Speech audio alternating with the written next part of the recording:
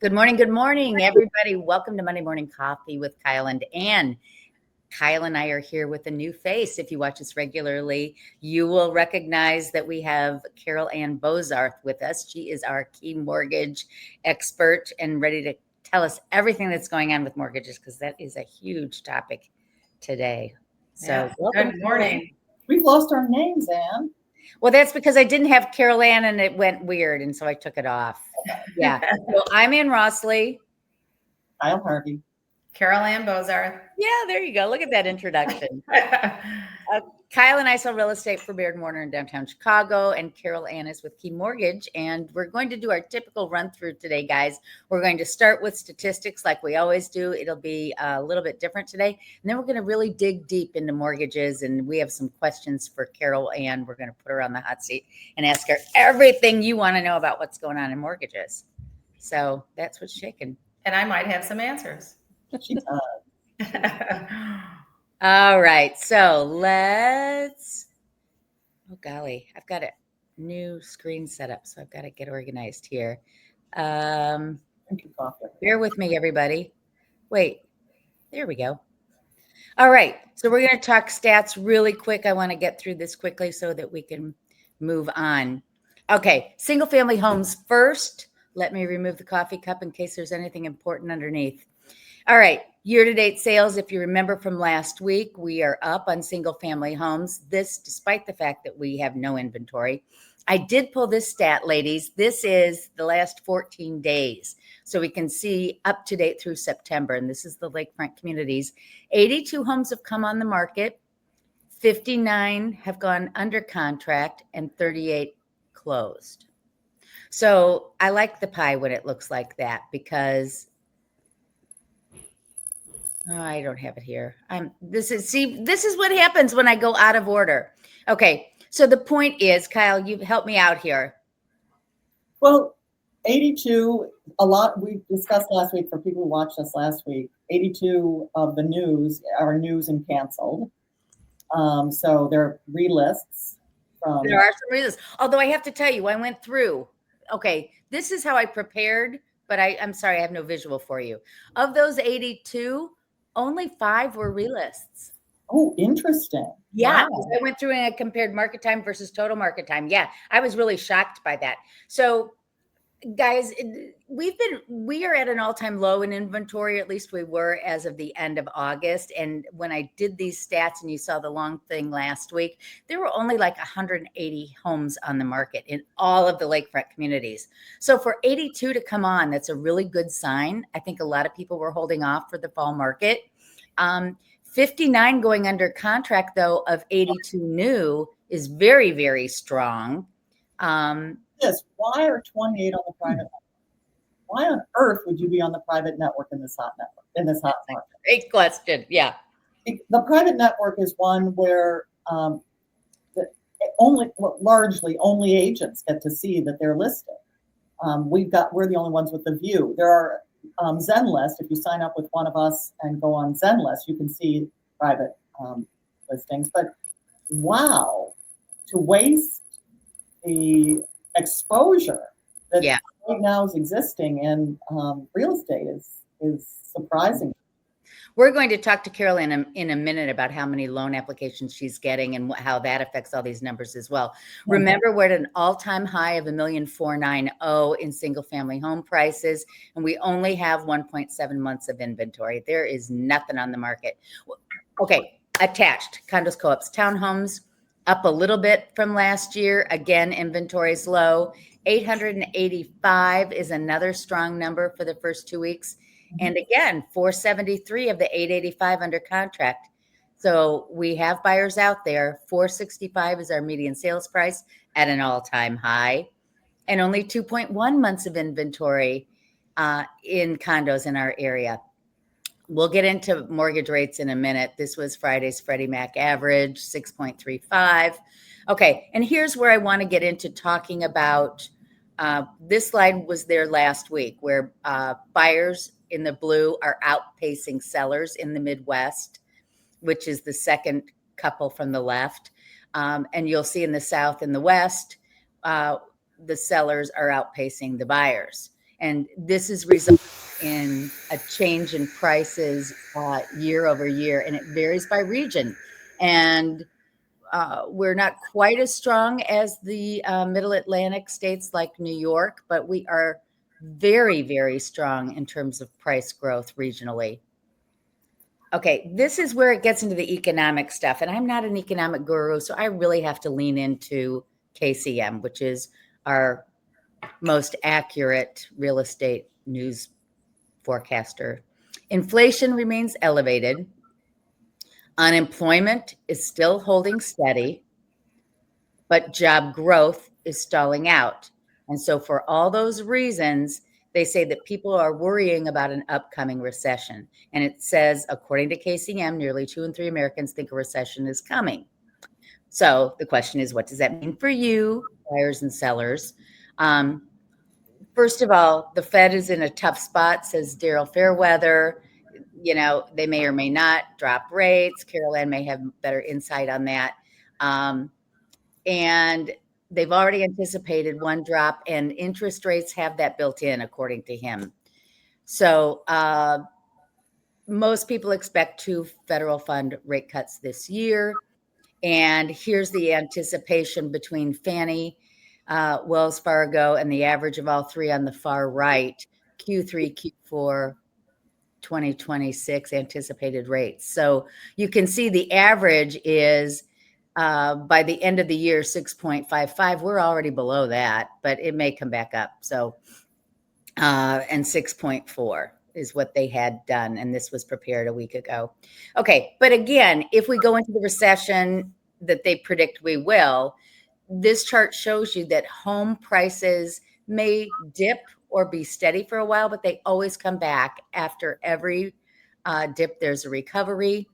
And this shows a chart that shows you that, you know, after, here, we'll just take one, the early 1980s, there were 4 million sales that year. And then when there was the recession, they went into 2 million, but then they came back. It took 4 years to recover, and then numbers were up. And as you can see from here, prices just go up. I know I'm going through this. Really big dips. They were small dips. Yeah. So, you know, exactly right. Buyers, don't try and time your purchase based on a dip, because it's not going to be a significant. Exactly right. Yes. Thank you. We don't know that. We've been forecasting recession for as long as I've been in the real estate business, and we haven't really had one other than that mini one around the pandemic. Yeah, isn't that the truth? So then this chart shows home price expectations, and toward the far right, you can see the next year or so, and you can see somebody even said 27% increase in prices. What? So the point is, nobody's anticipating prices to decline. And that's it. That's out. That's my 30-second what's going on in the real estate market. Okay. Yeah, lots of good information though. Okay, but now I want to bring it home. Yeah, bring it home. Let's talk about what's going on in Chicago. Yeah. And you're like the canary in the coal mine. Tell us what's going on with applications.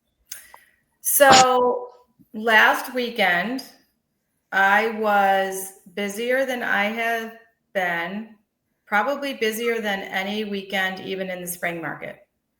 Wow. So yes. And, you know, talking with other people at Key Mortgage, I'm not alone. I'm not like out on an island. Everybody was really busy last weekend. I think as a company, we're putting on more applications per day in the last 10 days. So something is definitely in the air, and we kind of know what one thing might be is we've got these rates that have dropped. So Carol Anne, what of your new applications, what % of those are new home purchases versus refis? Oh, I have like 95% purchase. Okay. I'm not really.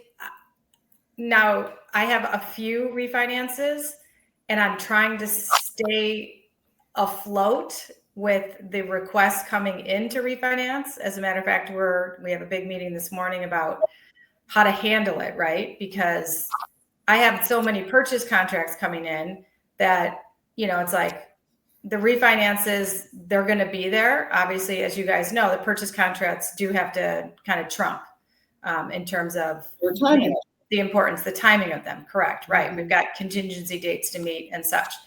So there are some, people that I'm sure that are just going through their past clients and doing refinances, but I'm talking the purchase market. And of course we don't know. Yes. Are there buyers that just decided they didn't want to get into the frenzy of what was going on in the spring and the summer in terms of the multiple offers? And so they decided to wait.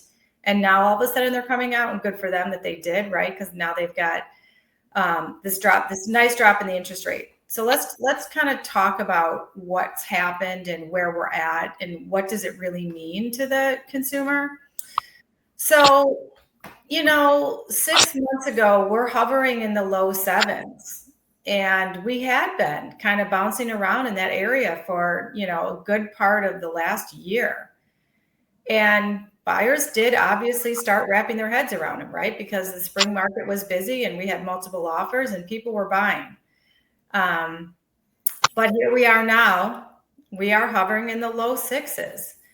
And, that's a significant change in somebody's monthly payment. If we do the math on, let's just say an average, $500,000 loan amount, we're talking about approximately $250 a month, $250 a month savings. Yeah.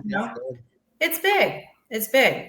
And so, I think even just the, we talk about the psychological effect of an interest rate, because let's face it, not everybody's out there necessarily crunching those numbers, but they hear the low 6s and it's just like, get off the couch and go to an open house. So I really think that's what's happening. And I also think that it's those people that, that purchased during the pandemic and have that 3% interest rate that have been, quote unquote, suffering through not having that extra bathroom or bedroom that their changes in their family have really needed. And they are now saying, okay, they can wrap their heads around the 6.125, the 7.125 going from 3%. It's like, it's that whole game as well. So we're closing the gap on the people who have not been wanting to sell or move that really needed to because of the interest rate. So I think that's a big thing that's going on as well. Yeah. Okay. Yeah, go ahead. Well, and this is all anecdotal, but my experience is that the lack of sellers is less due to the interest rate. I mean, there is some of the interest rate, but it's also, where am I going to go? There's not enough to go to. So freeing up, getting more people to free up their properties will allow people to say, oh, okay. Right. Money is what I've got someplace that'll be nice I can go to. Yeah, I'm just curious too, Carol Anne, how many pre-approvals have you done where you've seen multiple offers in the last week? Yeah, great question. So I'm still seeing multiple offers, but not as many. So a property may have 2 or 3. Okay. I've definitely had a few in the last weekend where they were the only offer. So it seems less competitive, but still healthy. I mean, still, Right. Yeah. And it is interesting, that slide that you put up about what's going on around the country. I have a colleague of mine who they had their house listed in Virginia, in the Virginia area outside of DC. And I mean, they had to take it off the market. They just can't sell it. So single family house, it's just not, it's very different than what we're having here. So, which is obviously a good thing here, but yeah. So are you seeing, because my guess is you're your business covers all over the Chicago area, suburb city. Are the suburbs still as hot as they were this spring, or is it this? Because when I'm finding Lincoln Park is so busy. Where have you noticed the hot spots? And I understand you're just a slice of it, but what do you? Yeah, yeah. I see. I because I'm in several of the different offices. I do have like a pretty good variety, right, between the North Shore, the West Suburbs, the city, and I would say it's the same thing. It's kind of modeling the spring in the sense that there's still a lineup in Oak Park when a good move-in ready house goes on, but instead of 8 offers, there's 3. So I would say the same thing, in those hot areas, Lincoln Park, in those walk-ups in Lincoln Park. I have one right now, I think yesterday, and still over ask 75,000, whatever. That's still going on, but not as many offers. So yeah. Wow. So that's one thing that's interesting. And gosh, I've been waiting a long time to get on this show and talk about something good when it comes to rates. So I'm feeling a little bit like a rock star at the moment. No. What other things should we know, Carol Anne, about what's going on with loans? Any special loan programs going on? Any Yeah. So let's talk about another little thing that maybe some people have started to hear about. There's a little bit of chatter about Fannie Mae and Freddie Mac and, what's going to happen to them and what did happen to them back in the 2008. So just a little recap for people. Back in 2008, during the housing crash, the Fannie and Freddie were taken into conservatorship by the federal government. And so the federal government is, basically backing, U.S. mortgages. And the plan was that the end date was set that they would come out of conservatorship in 2015. And here we are today, and Fannie and Freddie are still in conservatorship. And there is some chatter about them, about there being an IPO, an individual public offering, and them going back to the private sector. And so it has not been decided, first of all. So this is all just hypothetical if this happens. And so what does it mean? And the question is, and I think one of the reasons why it has not been done yet is because it is a massive undertaking. And there are so many unknowns about what could happen that, it's kind of like you get stuck, like any other major decision, right? There's potentially some good things, right? For the government, they could, get a considerable amount of money, and the taxpayers wouldn't be responsible for that, for the housing market, for the mortgages. But in general, there's just so many unknowns that, we don't need to necessarily dig into all of the pros and cons, but I wanted to just bring it up because it is a potential and people are starting to talk about it. And unfortunately, we just don't know, A, if it's going to happen, and B, if it does, it's very hard to predict whether it's going to be positive or negative and who it's going to be positive or negative for. But in general, will it impact the housing market? Yes, it will. That's for sure. What role does Fannie Mae play in setting mortgage rates, if any? Well, they're setting the mortgage rates, right? The investor, they're more like the policy behind it, right? So Fannie Mae is setting the guidelines that all lenders have to use when doing a conventional loan. And so, it's more about the policy and the terms. And then, in terms of the interest rate, it's more about the market and how the market interprets it. So I think that's probably, where we should kind of leave that. There isn't one mortgage rate. No.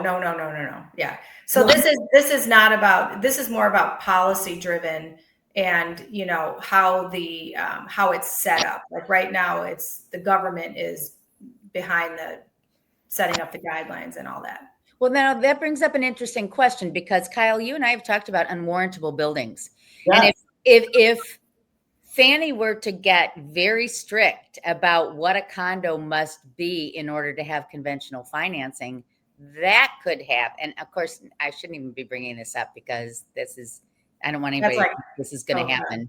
But Well, actually, yeah, you know what I'm saying? I mean, look, after Florida, after they put in that requirement for inspections to make sure the building's not going to collapse, right? Oh, it's completely changed the condo financing market. I think actually the reason that they want to IPO again, Fannie and Freddie, is to get it away from the government so that the government doesn't have to impose things like the rules that came after the crash in Florida, after the building collapse in Florida. I think rules will loosen. You think so, huh? Oh, absolutely. It's because the federal government was on the hook that the rules tightened. I think the goal of all of this is perhaps less regulation rather than more regulation. I don't think Fannie and Freddie necessarily want all this. This is being imposed by the need to address risk, or the perceived need to address risk, and that this is the way you address risk. But you were thinking just what I was thinking about, unwarrantable buildings and all of those questions. So that's very interesting. So we'll just keep our ears open for that. Yeah, we'll keep our ears open, and if we get anything more serious in terms of what's going to happen, we could definitely come back and talk about it. But I think for now, it's just let's it's a wait and see. It's a wait and see. So you've come on in the past and shared with us the great news that the state of Illinois and other places have had down payment assistance programs. Is there any taste for that anymore? Because that was really helpful to people. Those were really great programs. Yeah. Year, what are you thinking? So in the state of Illinois, we still have our IDA program. Yep. Things that the what? Is there still money in it? Yep. Oh, good. Yep. So IDA, ihda.org. That program is still funded. And, a lot of people are asking me, is it in jeopardy with this administration? Who knows? But I mean, it's a state program. So right now we're good. And Cook County did have a great program. It lasted, like 5 minutes practically. No, I'm just kidding. But yeah, the funds went pretty quickly for that program that was out this summer. So those are the kind of programs that kind of come in and go out. But IDA has been very steady. And we are, Key Mortgage we are an IDA representative. So we do IDA loans. And so those are great for some people, not for everybody. But yeah. So contact Carol Anne if you want more information on what's available to you. Right. Yeah, and I think the most interesting thing too, with rates is watching, like those slides that Anne had put up. The Fed is already built in, in terms of, but any Fed meeting, any Fed talk, anything, this is a big week, right? We could give back pricing, which we did a little bit on Friday. On Friday, rates ticked back up in eighth, so 0.125, so nothing dramatic.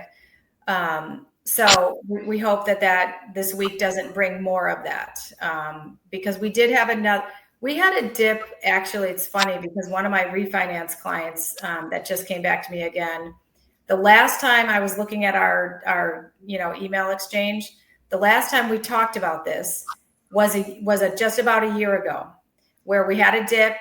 She thought, well, maybe should I refinance? There wasn't quite enough for it to make sense.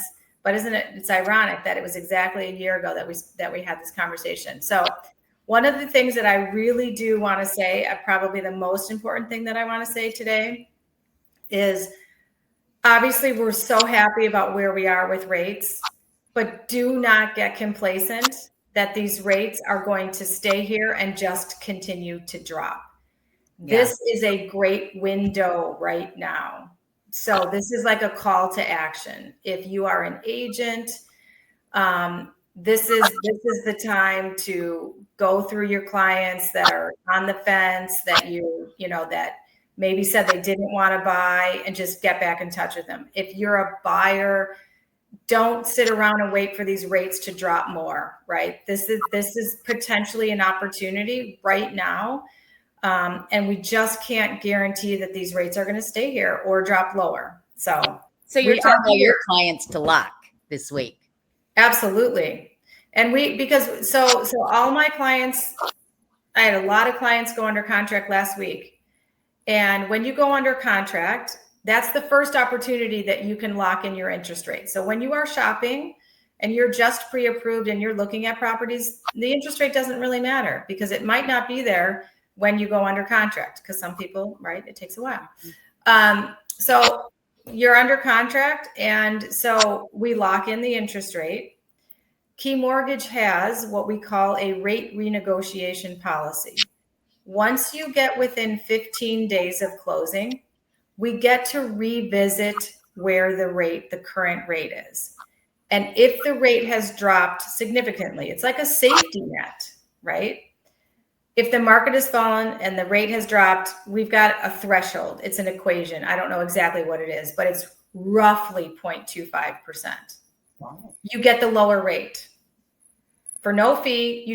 So I have some people closing this week that just took advantage of this, that For they them. thought their payment was going to be this. They signed all of their closing paperwork with, my mortgage payment is going to be X. And it's like, now your payment's going to be lower.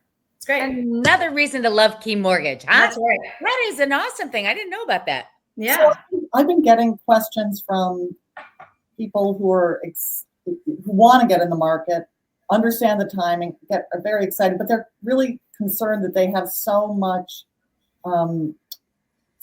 student debt still, and for a while. And how do you counsel people who are concerned about their level of student loans?